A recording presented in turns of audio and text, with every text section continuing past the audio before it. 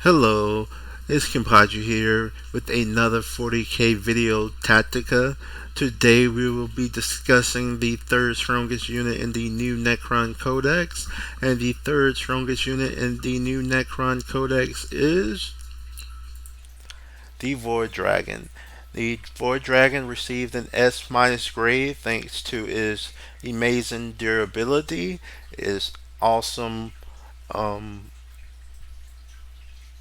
melee capabilities, and it also has a very reliable Catan power. And also against vehicles, the Void Dragon is one of the strongest units in the game. First off, it is a Catan, so it does have a 4 plus invulnerable save, and it can only receive 3 wounds per phase. Combine that with Living Metal, where you are able to regenerate 1 wound each command phase. All of the content are very durable because of that. Now, if you look to the very bottom, you will see Matter of Absorption, which is another ability that the Void Dragon has. If the Void Dragon destroys a vehicle on a 2 plus, it regenerates a wound. So, against in the right scenario, the Void Dragon can regain even more wounds. It is the only Catan that has a ranged weapon. It is a 12-inch heavy 1 strength 9 minus 4 AP D6 damage gun. It does D3 plus 3 damage to a vehicle. It also has the beam effect, which is a rule that was in a previous edition. Basically, you create an imaginary line between it and the target unit, and anything underneath that line is hit with an attack from the spear, I believe it is. Um, and that ability can net you maybe 1 or 2 extra hits depending on your location. Um, it also has 5 strength 9 minus 4 AP D6 damage melee attacks. The strength 9 is good as it receives a plus 3, um, but it is not strength 10, which is what we know as the sweet number. Um, but against vehicles, it does D3 plus 3 wounds, which means that at a minimum you're doing 4 wounds. And so that means with your Catan power along with the 2 attacks, you can basically the Void Dragon can basically kill any vehicle in the game. Also remember that the Catan can take advantage of Entropic Strike to ignore invulnerable saves. So with the minus 4 AP attack, he'd be ignoring most armor melee armor saves, and with the Entropic Strike, he will be ignoring the invulnerable saves. Um, his Voltic Storm Catan power is a very simple one. You just pick a unit within 18, roll a 2 plus, and you get to do D3 mortal wounds to it. If it is a vehicle, you do D6 mortal wounds. Now, with that being said, I think it's time for me to address why I would pick the Deceiver over the Void Dragon. I believe that the Deceiver, with its Grand Illusion ability, ex, um, combined with the expansionist, the relentless expansionist um, source of awakening ability, it allows you so much flexibility during deployment that it can single-handedly win you a game by putting you in advantages and putting you in a situation where you have an advantage. Um, and I think that ability can win you games compared to the Void Dragon, who needs your opponent to bring vehicles and is reliant upon Entropic Strike to do damage.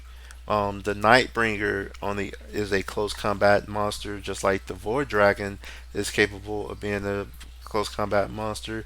But the Nightbringer doesn't have to pay for its ignore invulnerable save, and it also has an extra attack.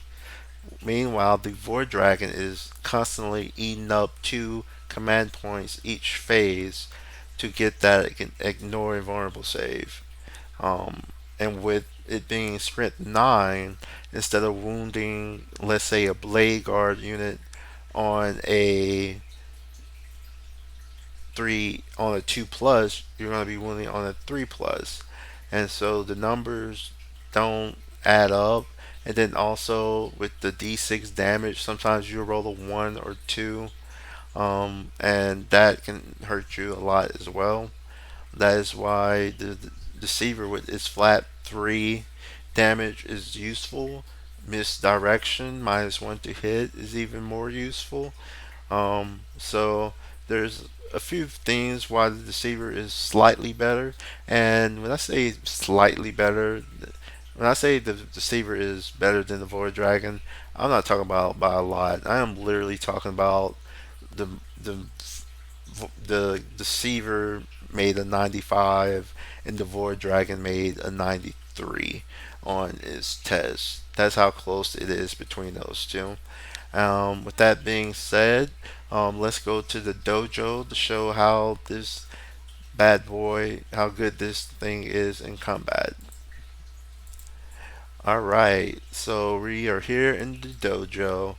We have the board dragon, and we have 2 vehicles here. We have an impulsor, and we have a Leviathan dreadnought.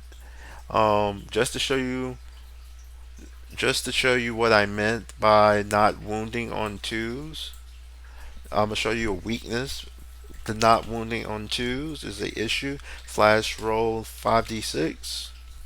All hit. Wow, that was nothing but twos. Slash roll 5d6. In this scenario, I rolled nothing but 4 pluses. So, yeah, that's different. But anyway, slash roll 5d6. Now, if I was rolling them in order, I would have rolled that 2 first, so I didn't take out anybody. Then I rolled the 4 to kill that first one. Then the 5 to kill the second one, so I've killed 2. And then a 1, and then the 5 again. So I would have killed 3. Now, of course, it has the extra d6 worth of attacks. Slash roll 3d6 slash roll 3d6, and they would take an armor save. But as you can see,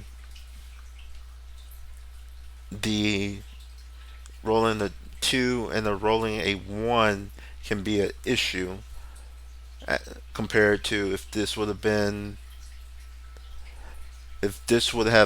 the deceiver, all of these would have hit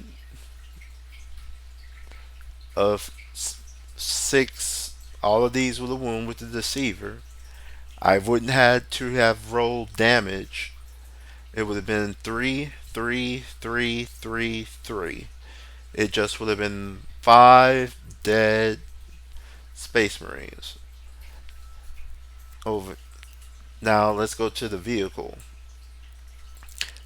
This vehicle doesn't stand a chance because realistically you are going to shoot the spear at it,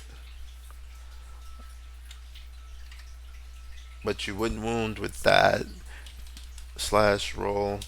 And also you would also be doing the Catan power, so you got a 2 plus. So now you get to do d6 mortal wounds to it. You do 6 mortal wounds. You can do the other ability with the 2 plus. You got it, so you do another d3 wounds. Wow. I'm not 100% sure how many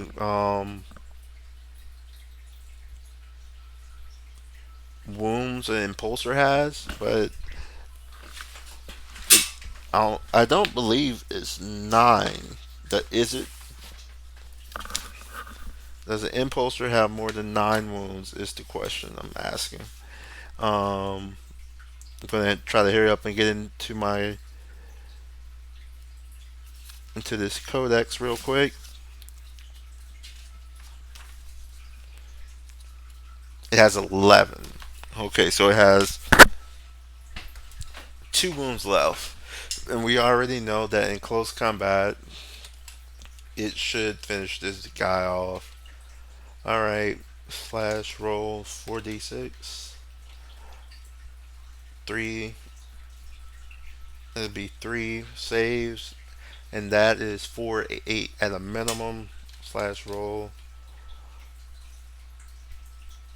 3d3 at a minimum. That is 4, 10, 16 damage.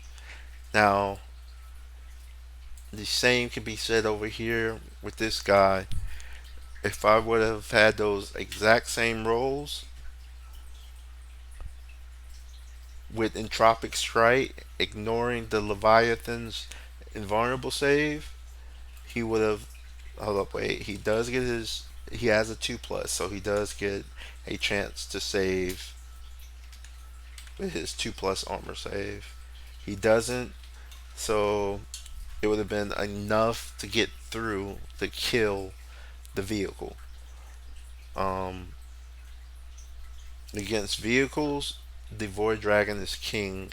It will basically put so much pressure on vehicles. Like a lot of times you'll see impulsors or rhinos or something of that nature fly on top of an objective. Well, if you have a Void Dragon in your army, you can shoot it with your ranged attack and then combine it with your Catan powers. As you saw earlier, I was able to do 9 wounds, mortal wounds to this guy. You can almost take out any vehicle with ease, especially if you consider charging it. Um, and that really is how I would use the Void Dragon. I would use the Void Dragon as a way to discourage people from moving their transports towards an objective. Um, and also, I would try my best to just to take advantage of um, the Thunderbolt stratagem. I mean, Thunderbolt, Transdimensional Thunderbolt, Catan power, and his Catan power. The That way you can just get roll two on. It's very simple. You roll a 2 plus. You do D3 mortal wounds. Um, Only thing bad is, like I said, he has to constantly use Entropic Strike, and he's he's a beat stick. But if you want to use a beat stick, just take the Nightbringer, and you take the Deceiver for a whole total different purpose that doesn't relate to the Void Dragon. But the purpose of the Deceiver can win you a game, whereas the Void Dragon, as a beat stick and anti tank unit, it doesn't match up quite as, it's not as great or not as good as the Deceiver's Grand Illusion ability, which can win you the game. All right, that is all we're going for today. Um, if you like the video, please remember to hit like. Also, if you enjoyed the videos, please subscribe. Um, each like and each subscriber um, helps with my self-esteem and helps with my confidence to keep pumping out these videos. Um, If there's anything you would like to ask me, please just leave it in the comments. Um, Thank you for watching. See you next time.